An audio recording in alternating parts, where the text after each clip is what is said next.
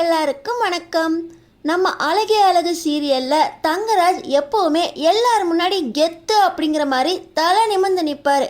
ஆனால் இன்னைக்கு நம்ம தங்கராஜை அசிங்கப்பட்டு வெக்கப்பட்டு தலை குனிஞ்சு நிற்கிறாரு. தங்கராஜ் அப்படி என்ன தப்பு பண்ணி எல்லாரும் முன்னாடியும் அவரே வெக்கப்பட்டு தலை குனிஞ்சு நிற்கிறாரு. தங்கராஜ் நம்ம பாக்கியராஜையும் மலரையும் பிரிக்கிறதுக்காக சதி செஞ்சு அவர் செஞ்ச தப்புல இப்படி மாட்டிக்கிட்டு அசிங்கப்பட்டு நிற்கிறாரு. அப்படி பாக்கியராஜையும் மலரையும் எதுக்காக தங்கராஜ் பிரிக்கணும்னு நினச்சாரு? அப்படி என்ன செஞ்சு தங்கராஜ் இப்போ அசிங்கப்பட்டு நிற்கிறாரு? அவரை யார் எல்லாரும் முன்னாடியும் மாட்டி விட்டது தெரிஞ்சுக்கிறதுக்கு முன்னாடி இந்த வீடியோக்கு ஒரு லைக் போட்டுக்கோங்க. ஸோ பார்த்தீங்கன்னா சுரேஷ் நம்ம தங்கராஜ் ரெண்டு பேரும் ஒன்றா சேர்ந்து சரக்கு அடிக்கும்போது, மாமா அண்ணன் ரொம்ப இன்னசென்ட் மாமா, அவர் கூட நீங்கள் பேசணும், அவரை நீங்கள் புரிஞ்சுக்கிட்டா போதும், ரொம்ப சந்தோஷமாக இருக்கும் அப்படின்னு சுரேஷ் பரிந்துரைக்க, இப்போ பார்த்தீங்கன்னா தங்கராஜ் சரி நீ போய் உங்கள் அண்ணனை கூட்டிகிட்டு வா, நான் அவன் கூட பேசுகிறேன் அப்படின்னு தங்கராஜ் சமாதானத்துக்கு வராரு.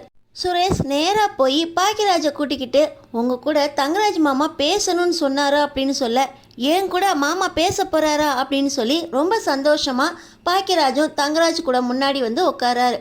இப்போ சுரேஷும் தங்கராஜும் சரக்கு அடிச்சுக்கிட்டே பாக்கியராஜுக்கும் சரக்கு கொடுக்க, இல்லை இல்லை நான் சரக்கு அடிக்கிறது மலருக்கு பிடிக்காது அப்படின்னு சரக்கு வேணான்னுறாரு. இப்போ தங்கராஜ் நீ ரொம்ப நல்லவன் பாக்கியராஜ், உன்னை எனக்கு ரொம்ப பிடிக்கும், அதனால தான் என் தங்கச்சியை உனக்கே கல்யாணம் பண்ணி கொடுக்கணும்னு ஆசைப்பட்டேன். நீ ஏன் பாக்கியராஜ் என் தங்கச்சியை கல்யாணம் பண்ணிக்க மாட்டேன்னா, அதனால தான் உனக்கும் எனக்கும் பிரச்சனையாச்சா அப்படின்னு தங்கராஜ் பாக்கியராஜ்கிட்ட நேரடியாக கேட்குறாரு. பாக்கியராஜ் சொல்கிறாரு, எனக்கு உங்கள் தங்கச்சி மேலே எந்த ஒரு வெறுப்புமே கிடையாது, எனக்கு மலரை பிடிச்சிருந்துச்சு, ரெண்டு பேரும் காதலிச்சோம், அதை எங்கள் வீட்டில் சொல்லியிருந்தேன், ஆனால் அவங்க இதெல்லாம் ஏற்றுக்காம உங்கள் தங்கச்சியோட நிச்சயம் பண்ணிட்டாங்க, அதனால தான் நான் மலரை கல்யாணம் பண்ணிட்டு வந்துட்டேன். எதுவுமே எதிர்பாராமல் நடந்துருச்சு, உங்கள் தங்கச்சிக்கு இப்படி ஆகும் அப்படின்னு நான் எதிர்பார்க்கவே இல்லை, என் மேலே தப்பு தான், என்னை மன்னிச்சிருங்க அப்படின்னு பாக்கியராஜ் கையெடுத்து தங்கராஜ்கிட்ட மன்னிப்பு கேட்குறாரு. ஆனால் தங்கராஜ் இப்போயும் அவர் கெத்த காட்டுற மாதிரி, நீ என் தங்கச்சியை கல்யாணம் பண்ணலைனாலும் நான் உன் தங்கச்சியை கல்யாணம் பண்ணி எவ்வளோ நல்லா வச்சுருக்கேன் தெரியுமா, ரேவதி அவ்வளோ சந்தோஷமாக இருக்கா அப்படின்னு தங்கராஜ் பாக்கியராஜ்கிட்ட ரொம்ப பெருமையாக பேச, நீங்கள் என் தங்கச்சியை நல்லா வச்சுருக்கீங்களா, அவளுக்கு வேணுங்கிற சாப்பாடையும் அவளுக்கு வேணுங்கிற ட்ரெஸ்ஸையும் கொடுத்துட்டா நீங்கள் அவளை சந்தோஷமாக வச்சுருக்கிறதா அர்த்தமா, அவளை நீங்கள் எவ்வளோ திட்டுறீங்க தெரியுமா, கல்யாண மண்டபத்தில் வச்சு அவளை அடிக்க வந்தப்போ அவள் மனசு எவ்வளோ கஷ்டப்பட்டிருக்கோம், அவள் உங்கள் கூட சந்தோஷமாலாம் இல்லை, என் தங்கச்சி எங்கள் கூட இருந்தப்போ தான் சந்தோஷமாக இருந்தா, சும்மா உங்கள் பொண்டாட்டியை வாயால் சந்தோஷமாக வச்சுருக்கேன்னு சொன்னால் போதுமா, அவள் மனசார சந்தோஷமாக இருக்காளான்னு நீங்கள் அவள்கிட்டயே போய் கேளுங்க அப்படின்னு சொல்ல தங்கராஜுக்கு பயங்கர கோபம் வந்துடுது. என் பொண்டாட்டி சந்தோஷமாக இல்லை அப்படின்னு இவன் எதுக்கு சொல்கிறான், நான் என் பொண்டாட்டிகிட்டே போய் கேட்டுக்கிறேன் அப்படின்னு செம போதையோட கோவத்தோட ரூமுக்கு போகிறாரு. அங்கே போதையில் வர தங்கராஜை நம்ம ரேவதி, என்னங்க இங்கே வந்துமா சரக்கு அடிக்கிறீங்க அப்படின்னு கேட்க, நீ சந்தோஷமாக இருக்கியா ரேவதி, நான் உன்னை சந்தோஷமாக வச்சுருக்கேனா ரேவதி அப்படின்னு தங்கராஜ் கேட்குறாரு. நான் அண்ணன் கூட இருந்தப்போ தான் ரொம்ப சந்தோஷமாக இருந்தேன், உங்கள் கூட அதை விட கம்மி தான், நீங்கள் என்னை சந்தோஷமாக வச்சுருக்கீங்களா, நீங்களே யோசிங்க, எவ்வளோ திட்டுறீங்க, உங்கள் அம்மா என்னென்ன பேச்செல்லாம் பேசுகிறாங்க, இதை என்னைக்காவது நீங்கள் கண்டுக்கிறீங்களா அப்படின்னு ரேவதி தங்கராஜ்கிட்ட கேட்க, அப்போ நீ என் கூட சந்தோஷமாக இல்லையா ரேவதி, உன்னை நான் சந்தோஷமாக பார்த்துக்கலையா, ஆனால் அந்த பாக்கியராஜ் சொல்கிறான் மலரை அவ்வளோ சந்தோஷமாக வச்சுருக்கானா, நான் தான் உன்னை போட்டு திட்டுறேனா அடிக்கிறேனா அப்படின்னு. இருக்கட்டும், மலரும் பாக்கியராஜும் இனிமேல் சந்தோஷமாகவே இருக்கக்கூடாது, அவங்க இனிமேல் ஒன்றா சேர்ந்து வாழவே கூடாது, அவங்க ரெண்டு பேரையும் நான் பிரிக்கிறேன், இந்த கொடைக்கானலேருந்து போகும்போது ரெண்டு பேரும் பிரிஞ்சு தனித்தனியாக மனசார பிரிஞ்சு போகணும் அப்படின்னு தங்கராஜ் ரெண்டு பேரையும் பிரிக்கிறதுக்கு பிளான் போடுறாரு. அடுத்த நாள் பார்த்திங்கன்னா எல்லாருமே சந்தோஷமாக லேக்குக்கு கிளம்புறாங்க.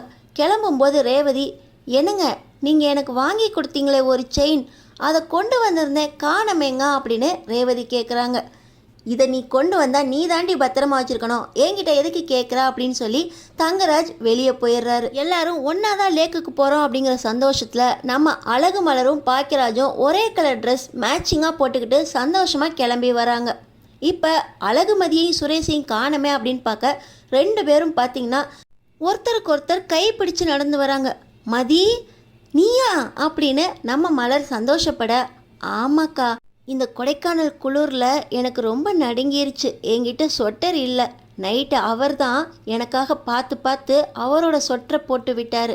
நைட்டு ஒரே ஜுரம். என்னை பார்த்து கவனிச்சுக்கிட்டாரு. காலையிலையும் எனக்காக சூடாக டிஃபனு காஃபி எல்லாத்தையும் ரூமுக்கே எடுத்துகிட்டு வந்து கொடுத்தாருக்கா அப்படின்னு நம்ம மதி சந்தோஷமாக சொல்ல, இப்படி தான் மதி இருக்கணும். 2 பேர் ஒருத்தரை ஒருத்தர் புரிஞ்சுக்கிட்டாலே போதும், இந்த தனிமை உங்களுக்கு கண்டிப்பாக சந்தோஷத்தை கொடுக்கும் அப்படின்னு நம்ம மலர் மதியும் சுரேஷும் ஒன்றா இருந்ததை பார்த்து சந்தோஷப்படுறாங்க. இப்போ எல்லாரும் லேக்குக்கு கிளம்பும்போது, என்ன ரேவதி வெளியே வந்திருக்கோம், கழுத்தில் ஒரு செயின் கூட போடலையா அப்படின்னு நம்ம மலர் கேட்குறாங்க. நான் எடுத்துகிட்டு வந்த மலரணி, அது எங்கேயோ மிஸ் ஆயிடுச்சு, கண்டிப்பாக பேக்கில் தான் இருக்கும், அதான் இப்போ போடலை. நான் திரும்பி போகிறதுக்குள்ளே எங்கே இருக்குன்னு பார்த்து கண்டுபிடிச்சி போட்டுருவேன் அண்ணி அப்படின்னு சொல்லி நம்ம ரேவதி கிளம்புறாங்க.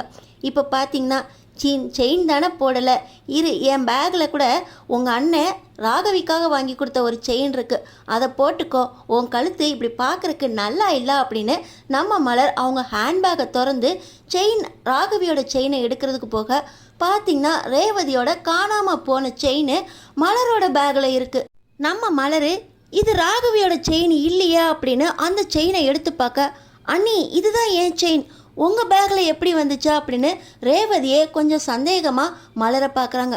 பரவாயில்ல அண்ணி, நீங்களே வச்சுக்கோங்க, இது அண்ணன் எனக்காக போட்டுவிட்ட செயின் தான் அப்படின்னு ரேவதி கொஞ்சம் சங்கடமாகவே மலர்கிட்ட கொடுக்க, இல்லை ரேவதி, இந்த செயின் என் பேக்கில் எப்படி வந்துச்சுன்னே தெரியல, இந்த செயின் உன்னோடது தான், ஆனால் நான் ஒன்றுமே பண்ணலையே, என் பேக்கில் எப்படி வந்துச்சா அப்படின்னு ரொம்பவே சங்கடமாக ஃபீல் பண்ணி, இந்த செயின் ரேவதி அப்படின்னு மலர் ரொம்பவே அழுகையை அடக்கிக்கிட்டு அந்த செயினை ரேவதி கிட்ட கொடுக்க, இப்போ அங்கே வர தங்கராஜ், என்ன பாக்கியராஜ், உன் பொண்டாட்டி மலருக்கு வேணுங்கிறத வாங்கி கொடுத்தேன், என் பொண்டாட்டியை ரொம்ப சந்தோஷமாக வச்சுருக்கேன் அப்படின்னு சொன்னேன், உன் பொண்டாட்டிக்கு ஒரு செயின் கூட வாங்கி கொடுக்க முடியலையா, ரேவதியோட செயினை அவள் பேக்கில் போட்டு வச்சுருக்கா, திருடி வச்சிருக்கா அப்படின்னு இப்போ தங்கராஜ் சொல்ல, வார்த்தையை அடக்கி பேசுங்க தங்கராஜ், என் பொண்டாட்டி ரொம்ப சந்தோஷமாக இருக்கா, அவள் இந்த மாதிரி செயினை திருடணும்னு அவசியமே இல்லை, அவள் வெறுங்கழுத்தோட கூட இருப்பா, இப்படி திருடி போட மாட்டா, என் மலருக்கு என்னை பற்றி தெரியும், எனக்கு மலரை பற்றி தெரியும் அப்படின்னு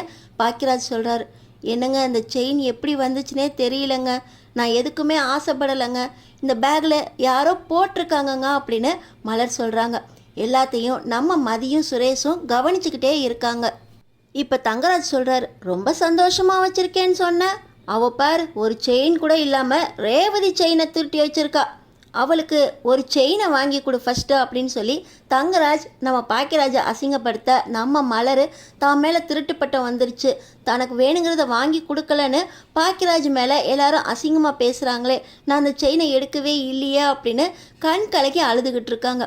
இப்போ நம்ம மதி சுரேஷ்கிட்டேருந்து விலகி, ஒரு நிமிஷங்க நான் ரிசப்ஷன் வரைக்கும் போயிட்டு வரேன் அப்படின்னு சொல்லிட்டு மதி போகிறாங்க.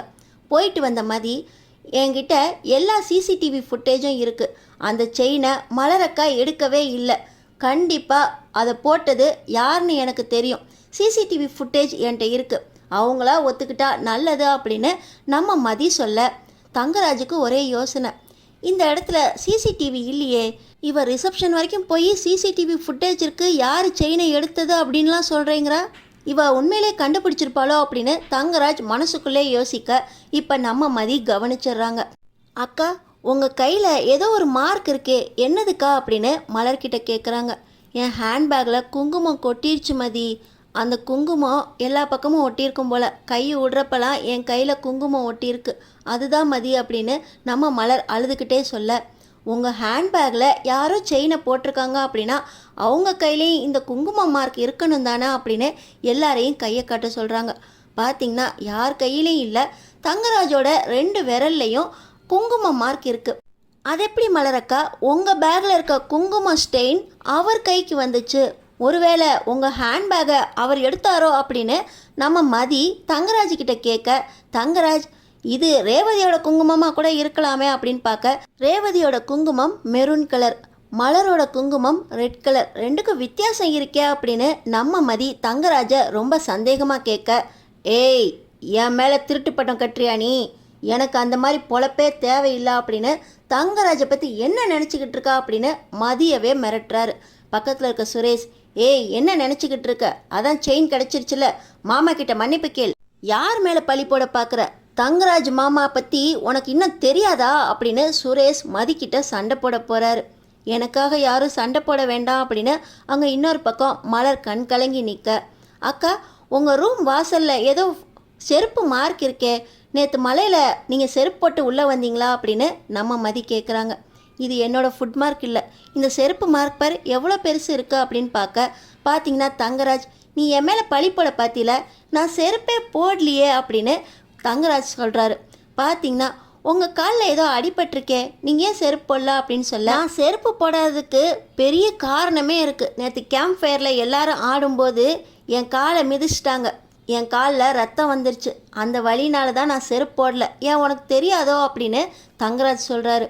இப்போ நம்ம மதி சொல்கிறாங்க, ஆமாம் ஆமாம் இது உங்கள் செருப்போட ஃபுட் பிரிண்ட்டு தான், அதை மறைக்கிறதுக்கு தான் உங்கள் காலில் அடிபட்டிருக்குன்னு செருப்பை கழட்டி ஒழிச்சு வச்சுட்டு வந்திருக்கீங்க அப்படின்னு மதி சொல்ல, இப்போ பார்த்தீங்கன்னா தங்கராஜ் இவ்வளோ தூரம் கண்டுபிடிச்சிட்டா, இதுக்கு மேலே நம்ம உண்மையை மறைக்க வேண்டாம் அப்படின்னு தங்கராஜ், நான் தான் அந்த செயினை மலரோட பேக்கில் போட்டேன், இப்போ அதுக்கு என்ன, அவன் இங்கே டூர் வந்த இடத்துல செலவுக்கு காசு இல்லாமல் கஷ்டப்பட்டான், சரி இந்த ரேவதியோட செயினை அவன்கிட்ட போட்டால் அதை வித்தாவது அதை செலவுக்கு பார்த்துக்குவானேன்னு போட்டேன்.